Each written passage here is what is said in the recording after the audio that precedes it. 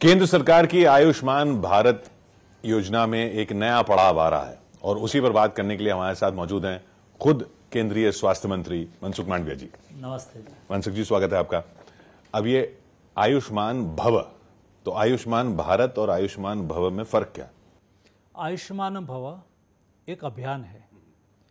प्रधानमंत्री जी के जन्मदिन 17 सितंबर से 2 अक्टूबर तक देश सेवा पखवाड़ा मनाते हैं, क्योंकि मोदी जी मानवता की सेवा के साथ जुड़े हुए हैं। गरीब, शोषित, वंचित, पीड़ितों के प्रति मोदी जी का हमेशा समर्पण भाव रहा है। ऐसी स्थिति में मोदी जी कोई भेंट तो लेते नहीं हैं, तो देश के नागरिक मोदी जी के जन्मदिन के अवसर पर क्या करें? तो देश में सेवा पखवाड़ा मना जाता है। सेवा पखवाड़ा में देश के हर नागरिक कुछ न कुछ सेवा करे, सेवा कार्य से जुड़े।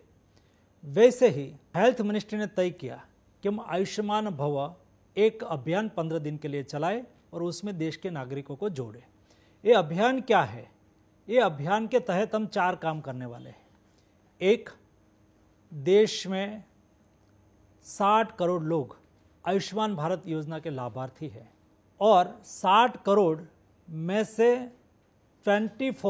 24 करोड़ लोगों के पास आयुष्मान भारत का कार्ड है, बाकी लोगों के पास कार्ड नहीं है। हमने तय किया है कि आयुष्मान भव अभियान में देश के सभी आयुष्मान भारत योजना के लाभार्थी को आयुष्मान कार्ड पहुंचाना है। तो पहुंचाने के लिए क्या करें? हमने तय किया कि हर देश के कोई व्यक्ति भी इस काम में जुड़ सकते हैं, देश के एनजीओ भी जुड़ सकती है, कोई पॉलिटिकल पार्टी भी जुड़ सकती है, जनप्रतिनिधि भी जुड़ सकता है और वो आयुष्मान भारत कार्ड क्रिएट करके लाभार्थी को दे सकता है और उसको एश्योर कराएंगे कि आयुष्मान भारत योजना के तहत मोदी जी ने आपको 5 लाख की मुफ्त इलाज की गारंटी दी है। इसलिए हम आयुष्मान आपके द्वार 30 कैंपेन चलाएंगे और एक कैंपेन चलाने के लिए भी हमने एक रास्ता निकाला है। देखो, ऐसी एक हमने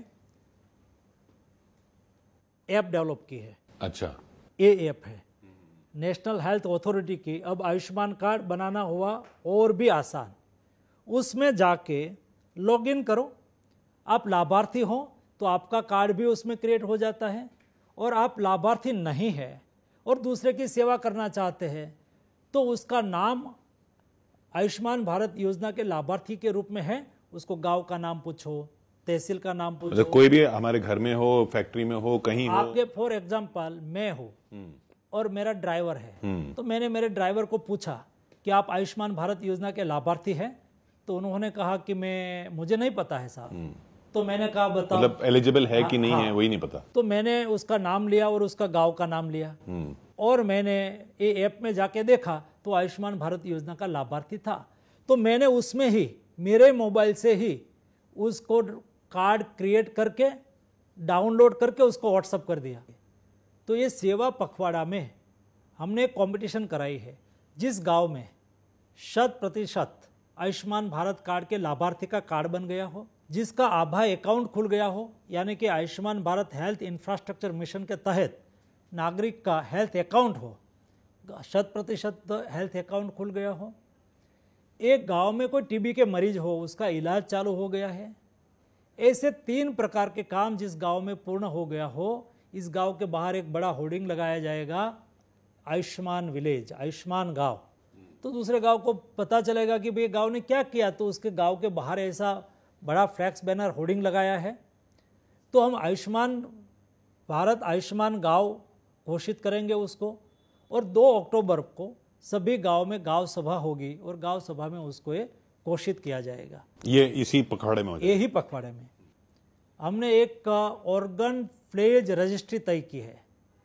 आप इंडिविजुअल के रूप में प्लेज ले सकते हो, रजिस्टर करा सकते हो। आपको उसमें से ही सर्टिफिकेट डाउनलोड करके आप ले सकते हो कि भाई मैं मेरे मृत्यु के बाद मेरा हार्ट, मेरा किडनी, मेरा ऑल ऑर्गन्स डोनेट करना चाहता हूँ, मैं प्लेज लेता हूँ। उसका सर्टिफिकेट आपको मिल जाएगा और देश की एक नेशनल रजिस्ट्री में वो शामिल हो जाएगा।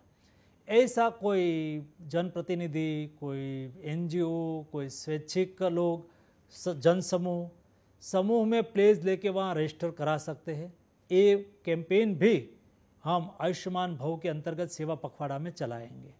ब्लड डोनेशन का भी कार्यक्रम हम ये सेवा पखवाड़ा के दरमियान करेंगे। हमने लास्ट सेवा पखवाड़ा में गत वर्ष में एक अभियान चलाया था और हमारा देश का हेल्थ का मॉडल समझने जैसा है। हमारे यहाँ हेल्थ है, कॉमर्स नहीं है। हमारे देश में हेल्थ है, सेवा है। और जब हेल्थ सेक्टर में आप सेवा का आह्वान करते हैं तो देश उसके साथ जुड़ जाता है। लास्ट सेवा पखवाड़ा में राष्ट्रपति महोदया ने आह्वान किया था कि हम प्रधानमंत्री जी के जन्मदिन से शुरू हो रहा सेवा पखवाड़ा के दरमियान हम देश में जितने टीबी के पेशेंट हैं उसको गोद ले लेते हैं और निक्षय मित्र बनते हैं, और निक्षय मित्र बन के हम उसको एक प्रति महीने न्यूट्रिएंट फूड की किट दे, उसको कॉल करें।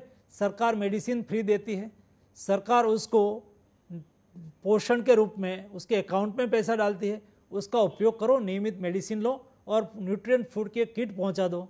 मुझे बताते हुए खुशी हो रही है कि 12 लाख पेशेंट में से 10 लाख पेशेंट ने अपने स्वयं को कंसर्न दिया था कि मुझे कोई गोद ले ले तो मैं सहमत हूँ। ये 10 लाख पेशेंट को देश के 1 लाख निक्षय मित्र ने गोद ले लिया था। ये हमारा देश का स्वभाव है सेवाएं। वैसा ही ये साल में सेवा पखवाड़ा के दरमियान दूसरे व्यक्ति को उपयोगी होने के लिए, सहयोग करने के लिए हेल्थ सेक्टर में देश के नागरिक को अवसर मिले, इसलिए हमने आयुष्मान भव अभियान चालू किया है।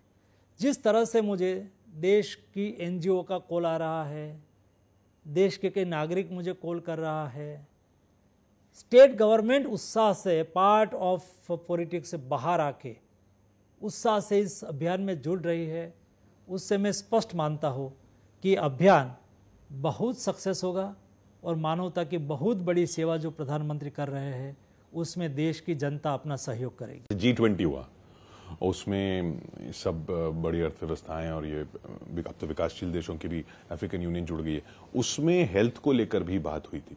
तो उस G20 में खासकर तब जब ये कोविड से दुनिया निकली और दुनिया ने देखा कि वायरस तो कोई बाउंड्री देखता नहीं है, इसी तरीके से वैक्सीन भी कोई बाउंड्री नहीं देखती है, तो इसमें भारत का रोल एक अहम निकल के आ रहा है। तो उसको लेकर क्या अगला हमारा पड़ाव है? उसमें G20 मोदी जी के नेतृत्व में जिस तरह से सक्सेस हुआ और भारत की जो प्राथमिकताएं थी उसको सर्वसम्मति से G20 कंट्री हेड ने स्वीकृति दी, ये बहुत बड़ी बात है। वैसे हेल्थ सेक्टर में हेल्थ ट्रैक भी G20 का एक ट्रैक था। उसमें भारत की 3 प्रायोरिटी थी। एक मेडिकल काउंटर मेजर, यानी कि हेल्थ देश के, जैसा आपने बताया, आउट ऑफ कंट्री बॉर्डर को छोड़ के सभी के लिए एक्सेसिबल होनी चाहिए, सभी के लिए अफोर्डेबल होनी चाहिए। G20 हेल्थ ट्रैक में ये हमारी प्रायोरिटी थी और हमारा हेल्थ मिनिस्टर ने उसको स्वीकृति दी। दूसरी हमारी प्रायोरिटी थी, जब कोई पेंडेमिक आता है तो हमें एक दूसरे को सहयोग करना चाहिए, साथ में मिलकर काम करना चाहिए। उसमें भी सभी की सहमति आई। और तीसरी हमारी प्रायोरिटी थी डिजिटल हेल्थ। वर्तमान समय में डिजिटल टेक्नोलॉजी देश के नागरिक के स्वास्थ्य में अपनी बहुत अहम भूमिका रख सकती है। जैसा भारत ने कोविन तैयार किया तो एक देश में जो वैक्सीनेटेड सभी लोगों का एक हेल्थ रिकॉर्ड बना, और आपने देखा कोविड के बाद हमें जब विदेश में प्रवास करना था तो हमें हैंड राइटिंग सर्टिफिकेट की आवश्यकता नहीं थी, किसी के पास सर्टिफिकेट लेने जाने की आवश्यकता नहीं थी। हम ऐप में जाते थे और हम सर्टिफिकेट निकाल के या तो मोबाइल ही दिखा देते थे कि माई सेल्फ इज़ वैक्सीनेटेड। तो सर्वसम्मति से हमारी हेल्थ की तीनों प्रायोरिटी का स्वीकार किया गया। लेकिन इसमें चाइना भी था ना, चाइना को लेकर बाकी लोगों के सवाल थे कोविड को लेकर, और चाइना अपनी वैक्सीन चला रहा था, हमारी वैक्सीन या उसकी वैक्सीन बाकी जगह नहीं जा रही थी। उस सब को लेकर कोई नहीं, उसमें G20 में तो उसका चर्चा का विषय नहीं था, लेकिन हम हमेशा चाहते हैं, और भारत ने आपने कोविड के दरमियान देखा, हमने देश में वैक्सीन का रिसर्च किया, मैन्युफैक्चरिंग किया और सस्ते दर में दुनिया के 100 से अधिक कंट्री को हमने वैक्सीन पहुंचाया। जब दुनिया वैक्सीन का स्टॉक पाइलिंग कर रही थी तब हम वैक्सीन मैत्री के तहत दुनिया को सहयोग कर रहे थे। हम भारत को थैंक यू कहते हैं। दुनिया को एक भरोसामंद पार्टनर के रूप में हमें चिन्हित किया है। तो मनसुख जी, आखिर में इन 15 दिनों के लिए एक आम नागरिक को आप क्या कहेंगे? ठीक है, आयुष्मान भव योजना के तहत जिनके कार्ड बनवा सकते हैं आप बनवाइए, अगर खुद आप एलिजिबल हैं तो वो तो बनवाइए ही, इन सब डोनर प्रोग्राम में हिस्सा लें। लेकिन जो जैसे विपक्ष में आलोचना होती है ना कि बाकी सब तो ठीक है लेकिन ये बन गया वो बन गया, आप डॉक्टर ही नहीं है, ये भरोसा एक आम आदमी को कैसे देंगे आप? ये 15 दिन में हम देश के नागरिक को आह्वान करेंगे कि आप कोई न कोई सेवा के काम से जुड़िए। आप जहां हो वहां, आप हेल्थ एंड वेलनेस सेंटर पर हेल्थ मेला लग रहा है, सेवा काम में जुड़िए। वहां जो सरकार की ओर से व्यवस्था होगी उसमें सहयोग करिए। ये व्यक्ति के रूप में भी हो सकता है, एनजीओ के रूप में भी हो सकता है, जनप्रतिनिधि के रूप में भी हो सकता है, पॉलिटिकल पार्टी के रूप में भी हो सकता है। जुड़िए। वैसा ही आप गरीब व्यक्ति को कार्ड क्रिएट करके उसको मदद करिए। मुझे पूरी उम्मीद और अपेक्षा है कि देश की जनता सेवा कार्य के साथ जुड़ेगी और आयुष्मान भव अभियान को सफल बनाएगी। बहुत बहुत शुक्रिया हमसे बात करने के लिए। मनसुख मांडविया केंद्रीय स्वास्थ्य मंत्री हमारे साथ थे, इस पखवाड़े के बारे में पूरी जानकारी देते हुए कि क्या प्लान है सरकार का आयुष्मान भव योजना में। देखते रहिए आप न्यूज़ 18।